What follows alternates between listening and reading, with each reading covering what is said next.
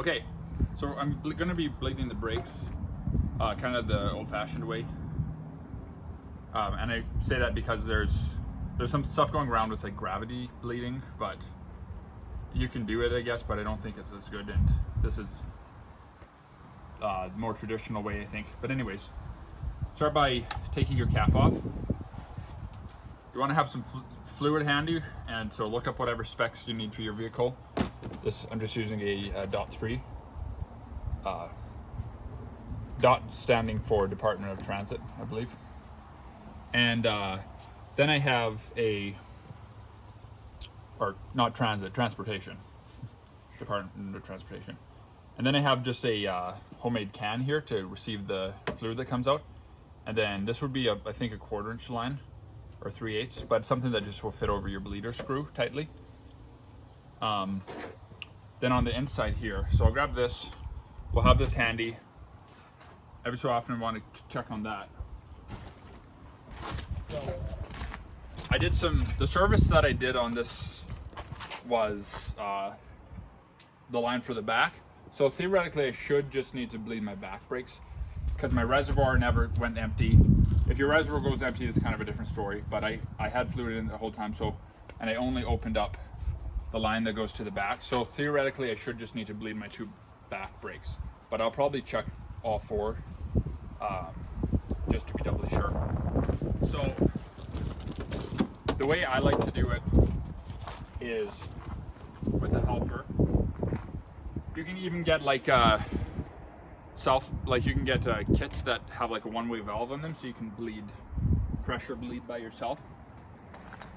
But so Micah, what I'll get you to do, I've already pumped it a couple of times because I was trying to test for leak points. Yeah. But basically, you can give it 1 pump and then press and hold, and we'll communicate back and forth. Okay. And then I'll say something like, or you can say holding or pressing, and then I'll open the valve, let some air out, and you'll feel the pedal go to the floor until we start working the line out, and then it'll take longer for it to travel down.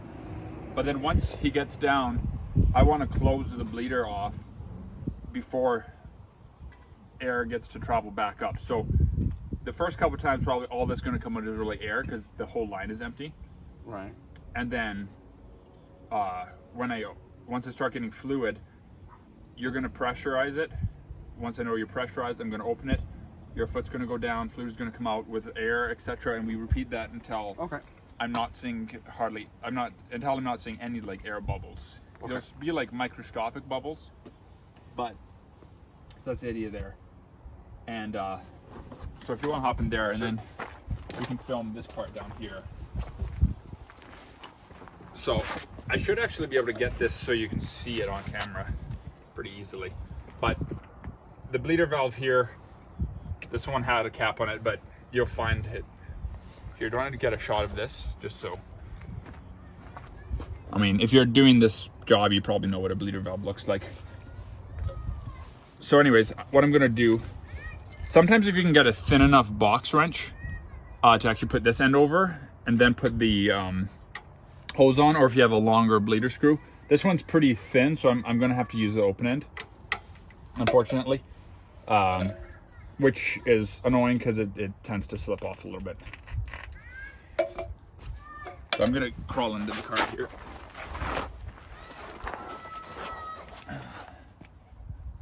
And I can just start by loosening your screw.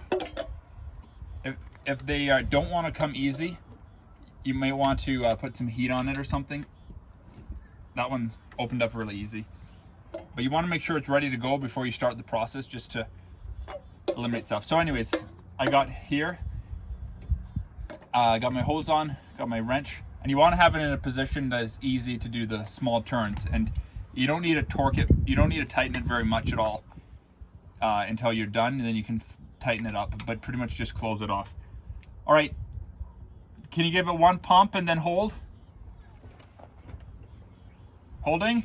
Holding. Tell me when it hits the floor. Hits the floor. Okay, again. Holding? Yeah. Ethan, can you see the hose here? Okay. Hit the floor.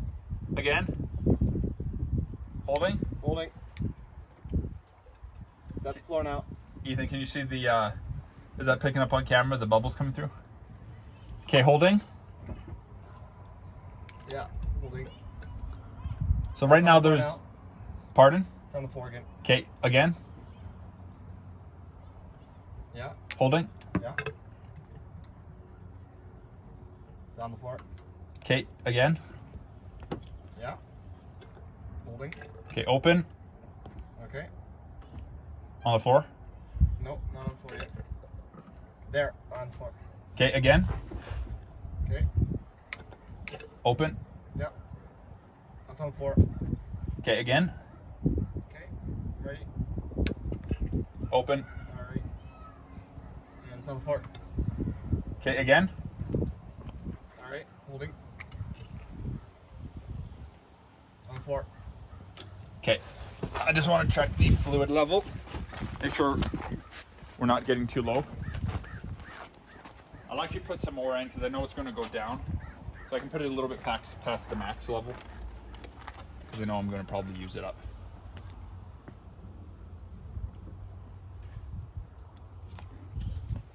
Okay. Now I'm going to pop to the other side.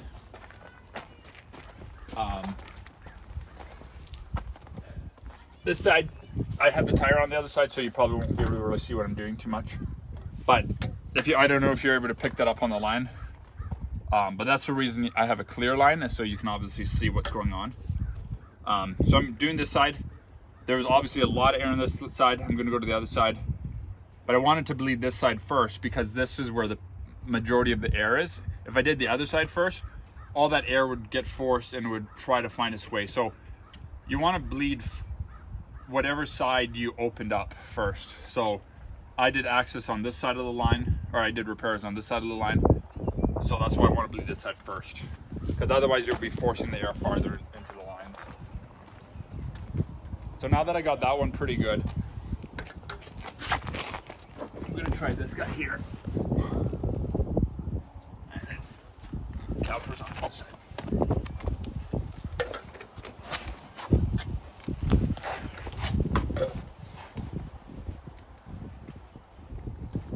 They were nice enough to put covers on here from the factory, so they're not all rusted up.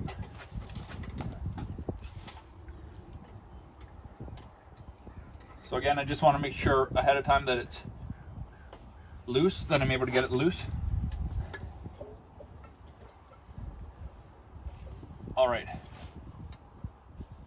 Let's see how this guy goes. Okay. Holding. Holding.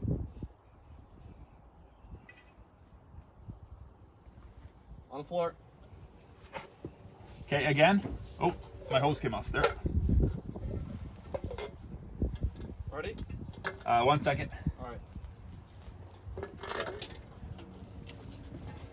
Might need to hold that line with one hand. Okay. Holding. Holding.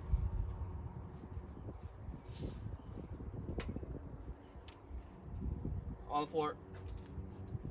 Okay, once more. Holding. Okay, got a On the little bit floor, of, yeah. I got some air bubbles there. Let's try it again. Okay. Holding. On the floor. Okay. Holding. Holding. On the floor. Okay, let's try one more time. Alright. Holding. On the floor. Okay.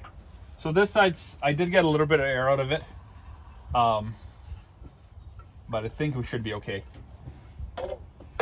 And of course, then you always want to test drive it. So once I'm done bleeding a side, I will tighten it back up completely. But these don't need much. They're a very small thread. So it doesn't take much to close them off. And like I always say, if you're not sure, err on the side of it being a little loose. Because the worst it'll do is leak. Okay, let's go back to this one again. Just check out my fluid level again. Yeah, Yeah, so you can see, I don't know like how much we've dropped, but we have obviously been bleeding quite a bit out. Actually, I'll leave it like that because I don't know how much more I'm gonna need. All right, so now I'll come back to this side. Okay. Ethan, you want to get a shot from this side here, so maybe down under. Can you kind of see in here? There we go. That way. So I got my box wrench on my open end. Okay, pump it up. Okay. Okay, open. Oh, remember to go the right way. On the floor. Okay, again, pump it up. All right. Okay, open. All right. On the floor. Pump it up. All right. On the floor. Okay, pump it up. All right. On the floor. Okay, one more time. All right. Pump it up. Yeah. Okay, open. On the floor. Okay, so I don't know like if there's a perfect number, but I got like 4 times in a row where like no air came out. But you want to do it at least, 4 or 5 times total, because there could be air way at the front that takes a while to work its way back. So don't assume just because you didn't get any air the first time that there's no air. So you definitely want to be sure. And it's not like you won't be able to stop or something. It's just your brakes will be very spongy, and it can cause your fluid to overheat and get hot, from what I understand. All right, so that's about it. I'll probably do the front just to double check, but hopefully that was helpful and understandable. And for my cliche exit. So that's it. Thanks for watching. Hopefully that was helpful, and I will see you in the next one.